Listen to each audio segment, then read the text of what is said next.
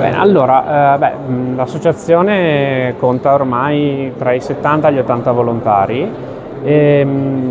Siamo appunto attivi da 25 anni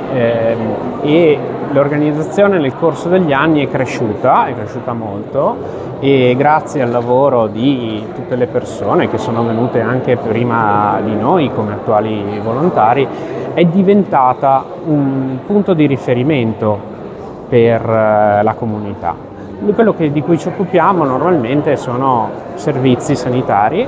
che riguardano il trasporto di persone non autosufficienti, servizi di emergenza per manifestazioni, grandi eventi, e soprattutto in collaborazione con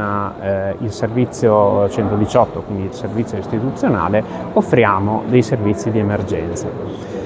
E per il futuro vorremmo innanzitutto cercare di migliorare e aumentare i nostri servizi. Cercheremo di focalizzarci sempre di più su aspetti di natura sociale che riguardino da una parte la crescita della cultura, ad esempio del primo soccorso, che è quello per cui siamo qui questa sera, e dall'altra parte, ad esempio, lo sviluppo dei nostri servizi appunto per il miglioramento delle, potremmo dire, condizioni o comunque dei servizi offerti alla popolazione del Vittoriese, ma più in generale della provincia di Treviso, per